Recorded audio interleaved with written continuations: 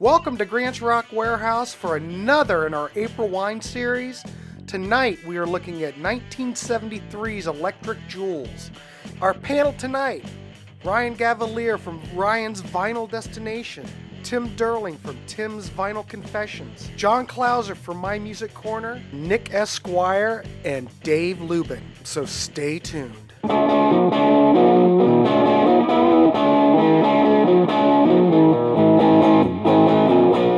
Hey, welcome to Grant's Rock Warehouse, and tonight is yet another episode in our April Wine series. I want to welcome Tim Derling, Nick Esquire, John Clauser, Ryan Gavalier, and Dave Lubin. Dave hasn't been on this panel before, but he's here tonight. But anyway, let's start out with Tim Derling like we always do. So what we're going to start out, we're going to look at 1973's Electric Jewels. But funny thing about this record, this is where the Hernan brothers, they quit. They're out of the picture. We get Gary Moffat and we get Jerry Mercer. So this really beefs up the band. In fact, it's almost like I don't know. There's still a lot of what came before, but we're heading into much more of a rocking version of April Wine. Tim Derling, you want to start us off? Thanks, Grant. Yeah, third April Wine album, and yeah, it's really the nucleus of the band that would have the greatest success with of course the stalwart member Miles Goodwin, Jim Clench on bass and occasional vocal, Gary Moffat on guitar, and the mighty Jerry Mercer joining on drums from the band Mash McCann. If anybody's up on their Canadian rock, they had a hit called I think it's called As the Years Go By or As Tears Go By. Dave's agreeing with me. Yeah. And actually, I think we'll have to divert to Dave. Yeah. Yes, as the years go by. Yeah. As the years go by. And I believe at one point, Brian Greenway was also a member of Mash McCann, but I could be getting that mixed up. I believe he was. But yeah, you're really getting a new lineup. The Henmans are out of the picture. And of course, they were down to two Henmans on record, their second album. Electric Jewels, like the debut album, was only released in Canada initially. It didn't see stateside release. A much relatively heavier album for them, not only in the songwriting, but also in the production. And I'm not 100% sure. I think I'd have this in front of me, but I'm not sure who produced this. I know Ralph Murphy produced on record. No, Ralph? He produced this one too, but it's got a sort of a beefier sound to it. Because of Terry Brown's the engineer. Yes, the legendary Terry Brown, who would very soon go on to be, basically the George Martin of Rush the very next year, actually. And so that's I believe they call that a music maker guitar. That is a Hagstrom.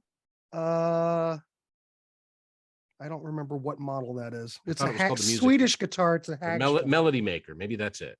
No, it's not a Melody Maker. What were those? Oh, Melody Maker's a magazine, isn't it? Well, that was a Gibson Melody Maker, but yeah, you're right. It's a Hagstrom, but it does have a name too. Of course, in Canada, these guys were already fairly well known, just crisscrossing province to province. At this point, yeah, they're based out of Montreal, and that's where most of these guys came on board, Moffat and Mercer. And the opening track, Weeping Widow, is another one that was sung by Jim Clench, was written by an R. Wright. So it's not a band, it's a cover. I've never heard an original version of it. A pretty darn heavy song for 1973 from a band that, wasn't strictly heavy, but that was the main song that got airplay, as far as I know. But there's a lot of great songs on here. The closing song, The Band Has Just Begun. I saw them in concert, I think I've seen them quite a few times, but I saw them once. They opened with that song, which when you think about it is perfect. Mm-hmm. One of the interesting / sort of tragic things about this album has to do with its cover art, not the front cover, but the back cover. As I understand it, what you're seeing here is a boy and his dog. The boy had been out looking for his father, and he found him passed out drunk. From everything that I've read, this was not staged. This was just a coincidental thing that the photographer captured. Now, I don't know. Someone can debunk that, but it's pretty sad if that's the case. But that's the downbeat, and of course the guitar is lying sort of in, not very good shape there. I enjoyed this album. And what Grant has there is the Repertoire Records version of that. I've got the Aquarius issue from 1993. The album's originally from 73.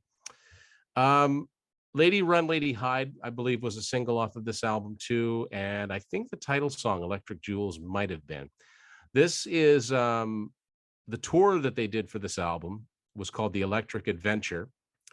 And it was sort of captured on what would be their first live album, which came out in 74, which is simply titled April Wine Live. I like the album. I just think it's a natural progression for them. Like I said, they're starting to sound more like the April Wine that the world would come to know, but there's still a little bit of that early 70s experimentation going on. A lot of these songs are actually, all the songs except for Weeping Widow are all Goodwin Clench co-writes, according to the credits, which is interesting because, after a while, Miles Goodwin wrote pretty much everything that wasn't a cover. I also have to show off this, which is not the easiest 8-track to find.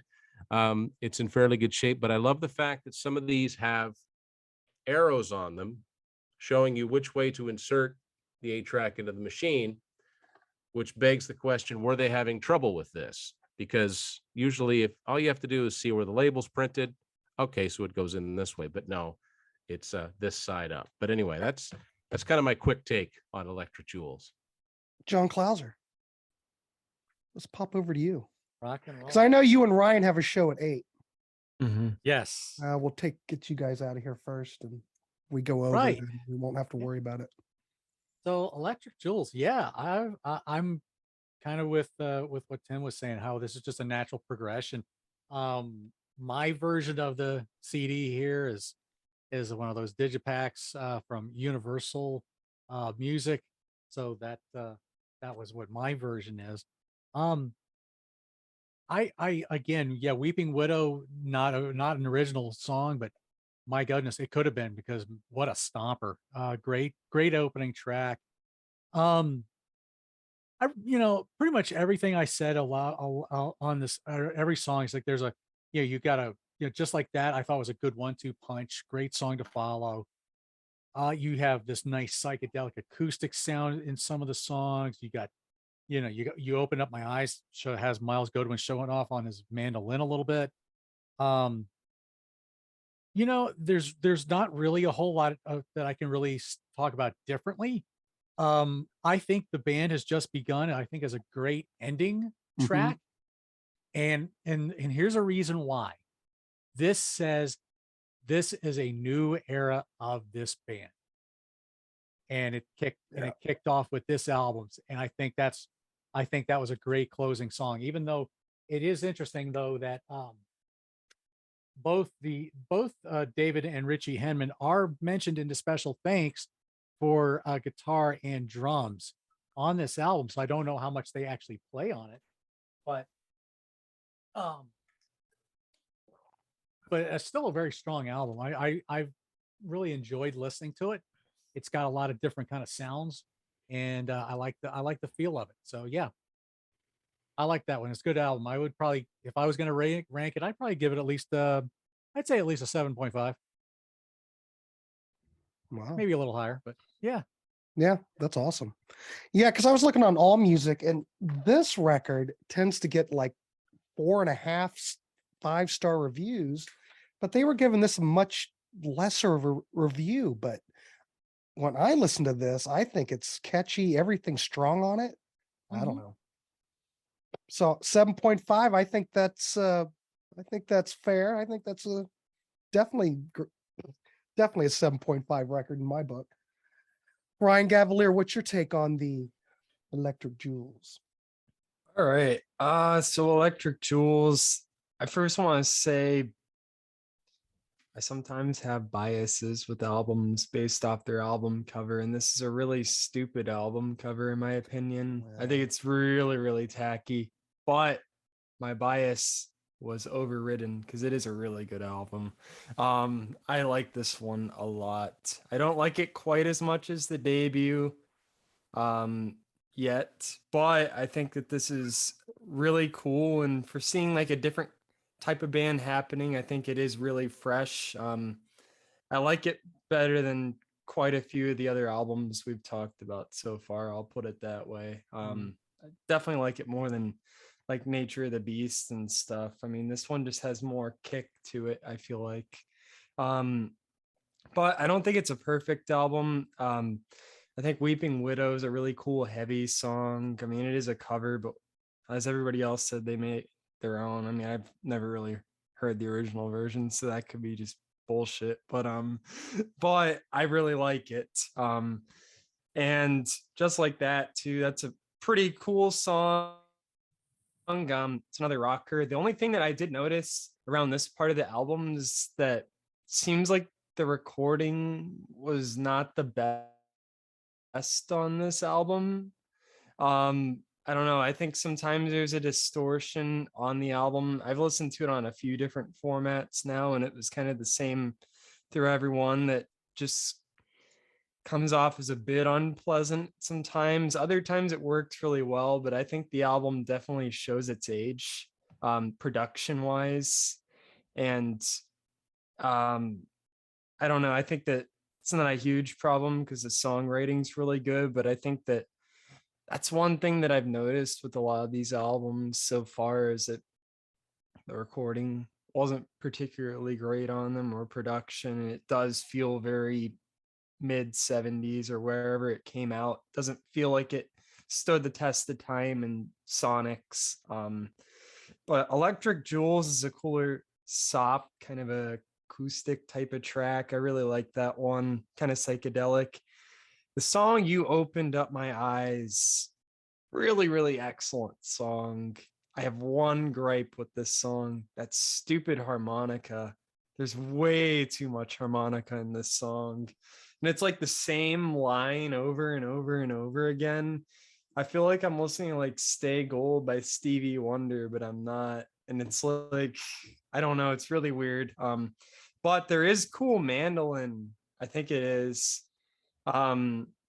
Second half of the song. And the actual song itself is brilliant, like pop ballad type of stuff. Great melodies, great chord progressions and stuff. It's just that stupid harmonica. It kind of kills the vibe for me.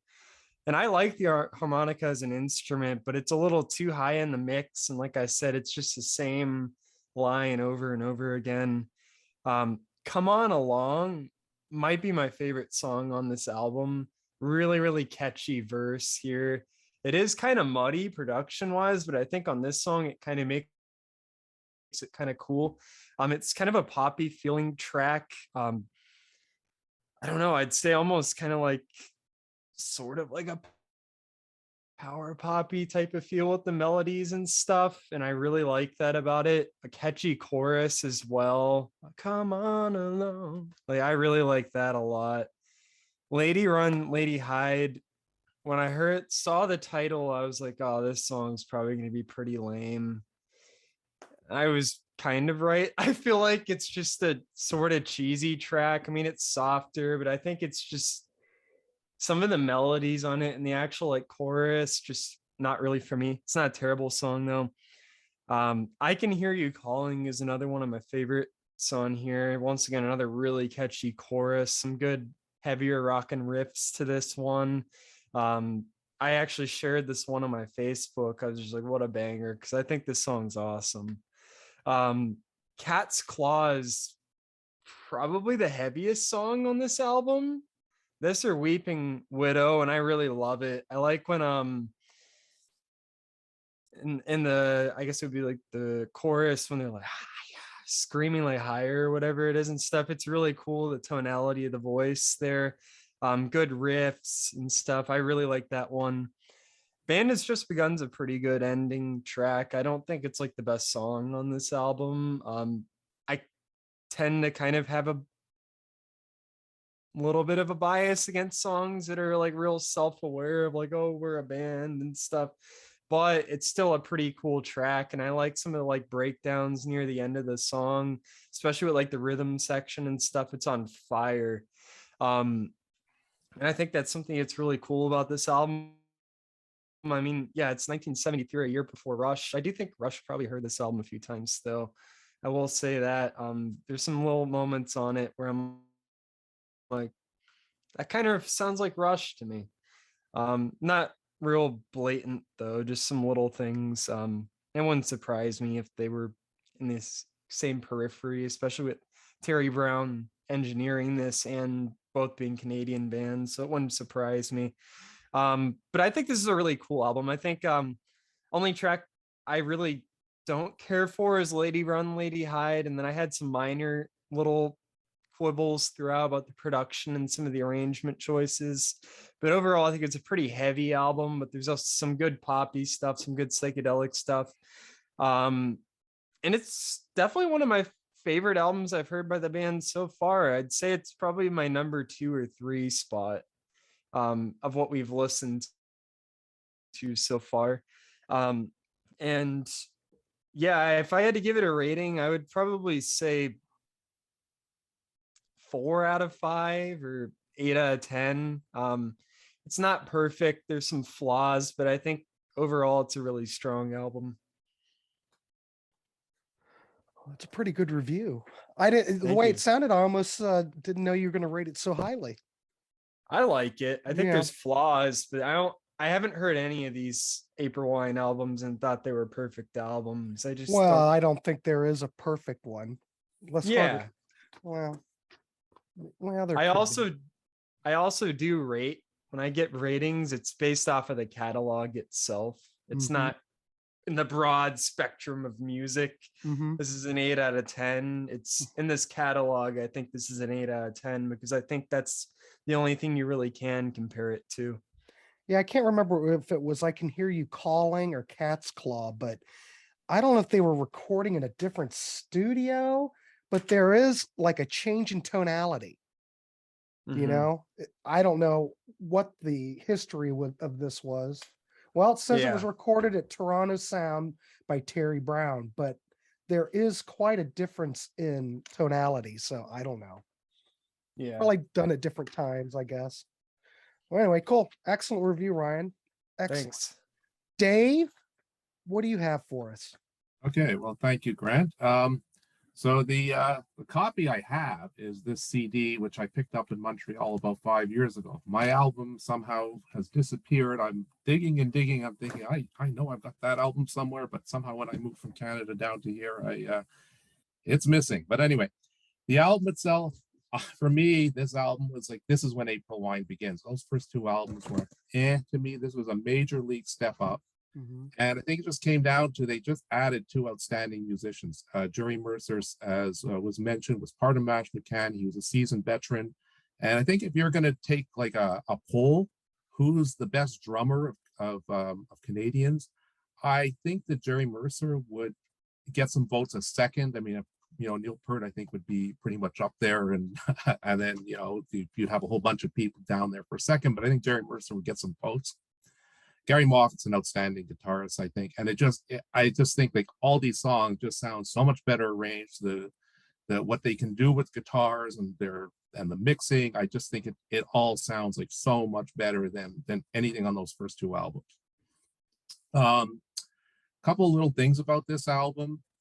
There was a book that came out, I'd say about 10 years ago, by Jerry Mercereau. He said, "What are the top 100 Canadian albums of all time?" Interestingly enough, it was this one that made the list, and I don't have a problem with that. It probably wouldn't have been my choice, but I think it's awfully good.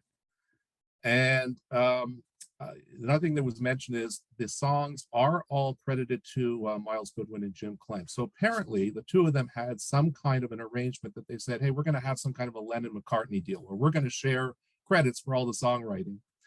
And then Miles Goodwin in his book, Just Between You and Me, says, you know what? I wrote almost all these songs, and except for Cat's Claw and one other.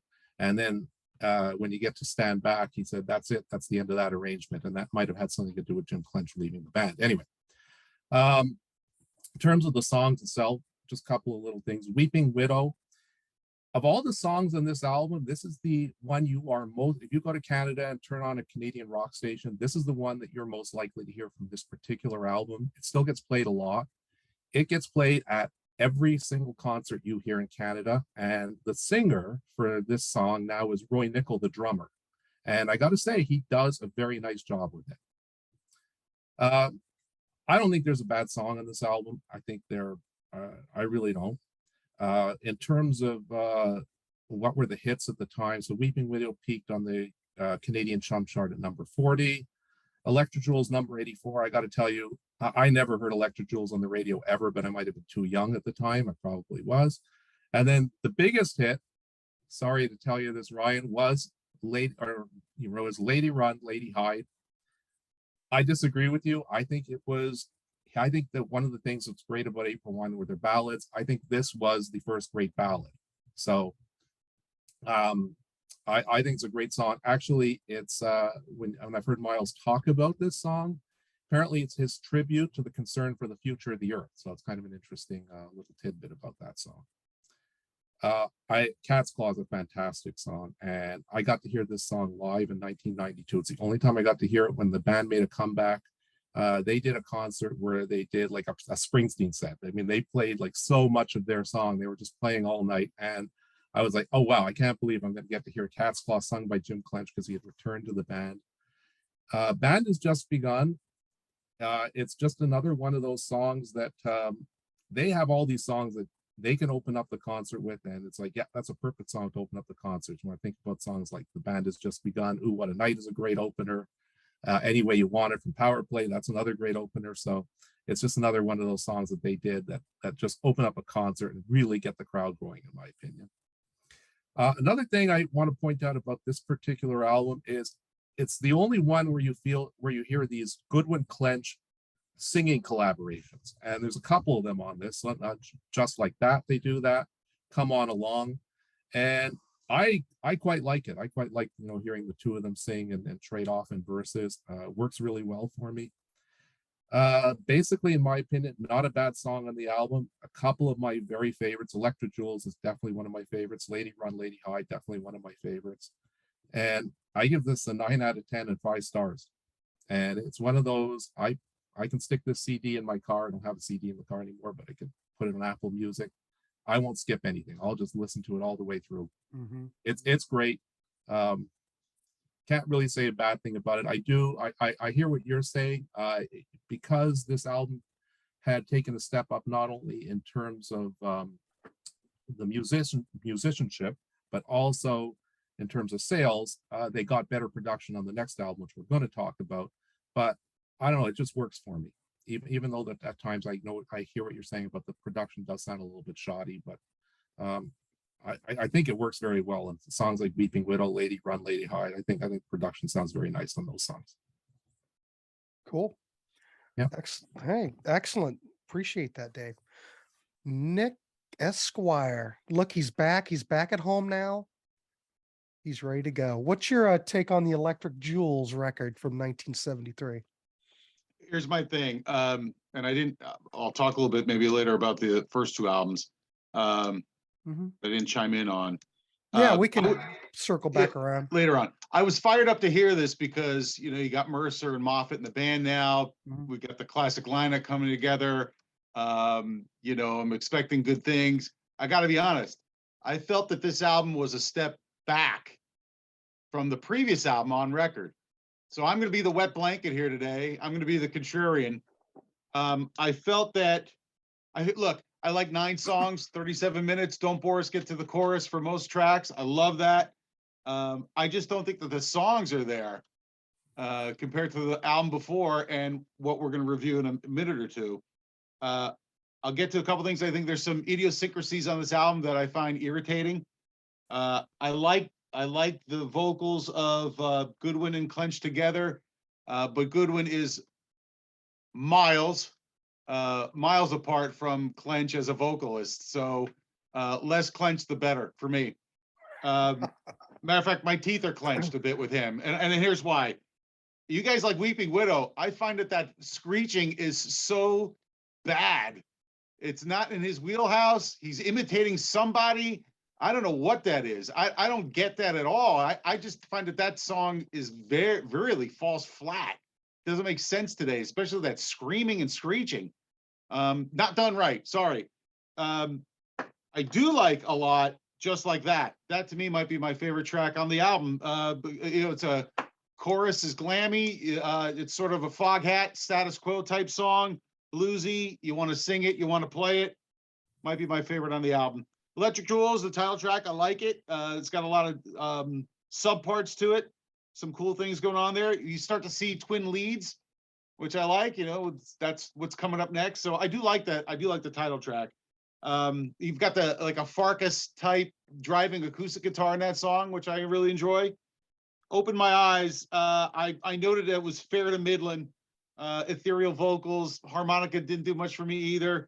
The vocals are fine as a contrast, but I gotta say, Clench is not in Miles' league. Come On Along. I didn't hear this. I was hearing almost like a proto new wave in that song. I thought it was very interesting. I heard like BOC in that song. I heard The Knack. I heard Cheap Trick. I really enjoy that. And that's usually not something I would gravitate towards, but I found, and considering it was in 1973, I found that was a really interesting song. It got some slide guitar there. And I do like the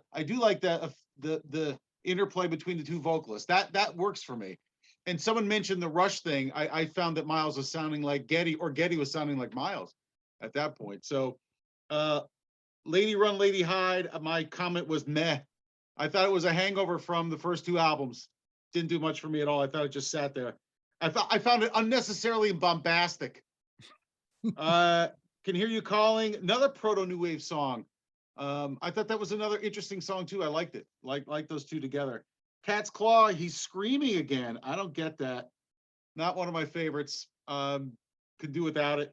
And I thought that the last song probably gave a run for the money for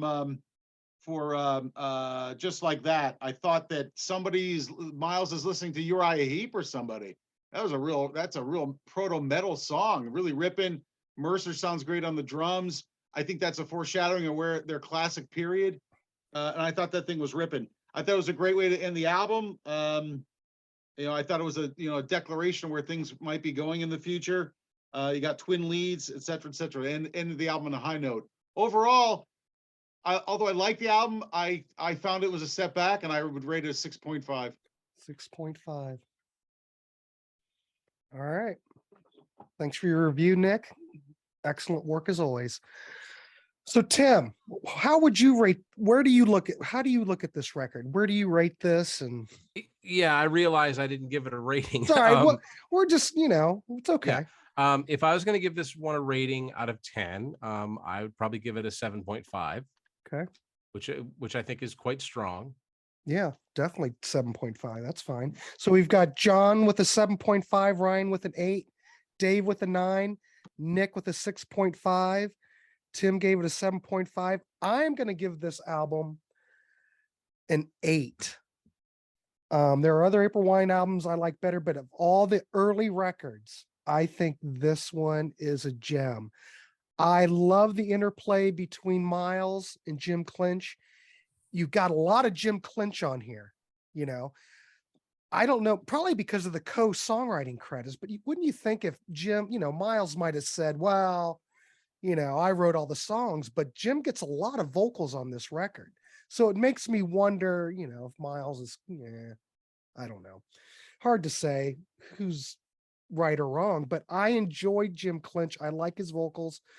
Weeping Willow is nice and heavy. Just like that, kind of like that boogie woogie, you got that slide guitar. The thing with this record, though, is that once we've got Jerry Mercer and Gary Moffat on here, it just totally re-energized the whole band. This record, you can see where it's going. Like the band has just begun. You can tell it's the shape of things to come.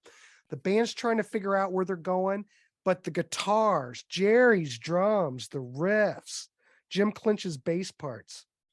I think it's top notch. My favorite tracks, I would say Weeping Willow, Electric Jewels, You Open My Eyes. I think it's great. It's got that acoustic guitar. And Jim's vocals, they don't bother me at all. I don't know. Every time I've read anything about Jim, I mean, he was the lead, they brought him into BTO, and he went to BTO after, and him and Fred after Turner, Sting. they were, yeah. I don't know. They must have saw something in him. If you go on YouTube, and you can find a clip of them on American Bandstand, circa I think 1979, doing a song called Heartaches. Yeah. And it's Jim on vocals. After that, he did an album. I've seen it more times at record stores. I've never heard it, with a band called 451. Other than that, I don't know what he did in the years before he came back to April Wine in 92, like Dave was talking about. But yeah, he was in the wilderness for a few years. By the way, Heartaches is a fantastic BTO song. It's kind of forgotten. It was actually a top 40 hit, but it's a great song. That's why that must have been why they ended up on American Bandstand, because it did chart. But yeah, those albums like was it Rock and Roll Nights, and there was one other one that they did with Jim Clinch that are really, really hard to find. They're like big time deleted. The Rock and Roll Nights, and was it Freeways, or was that the last one with Randy? I'm a little mixed up on that. I think it's Freeways. But those albums didn't sell at all. I mean, they probably went straight to the cutout bins pretty much. Yeah, I would say so. And I never see them. If they were reissued on CD, it was like one time and that was it. Yeah.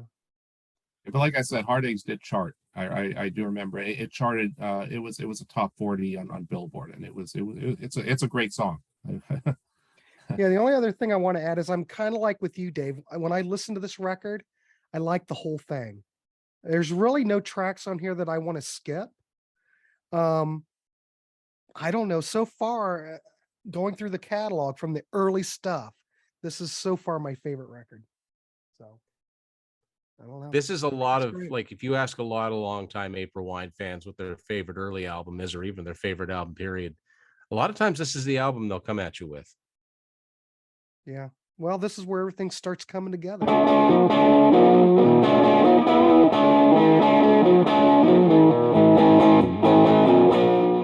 All right, cool, gentlemen. What a night. Great discussion. Okay. Does anybody have anything to plug? I do know that Tim Derling's got an April Wine 8-track episode coming up. I do. It's coming up this weekend, depending on when this airs. And, you know, it's not, for what it's worth, I think I've got all of their albums that they put out on that format, but I could be wrong. There could be more, but you might have them. If not, maybe Ernesto could fill in the blanks.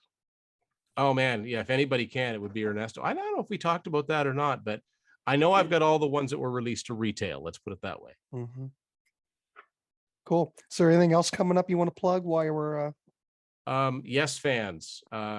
Take note. I've got a very, very cool episode coming up, and a bunch of review episodes on the way. Cool. Excellent. Nick, anything happening with you? No, I missed your Friday night chat. You guys were talking about collecting. I'm up to my eye teeth and stuff. I'll have to talk to you about it off air, but lots of stuff I'm finding and gathering. Here's a little something. I'll wet your whistle from my archives of my recent deceased bandmate. Oh. He met that fella outside a TV station in Philadelphia. Wow. In the mid 70s. And there's more where that came from, but lots of really one of a kind stuff that I guess getting unearthed. So it's kind of cool. Crap. Yeah. Wow. I didn't realize he was that big of a Beatles fan. I think you, Grant, as a Beatles guy, have to tell you what's going on there. Yeah. Be interested to hear. Yep. Dave, is there anything going on with you? Nope, not really. He's on here. I want to thank everybody for showing up. Nick, Ryan, Dave, Tim, and John Clauser. And thanks everybody for coming in. Like, subscribe, click the bell, you know, all that crap. Until next time, we'll see you. So good night.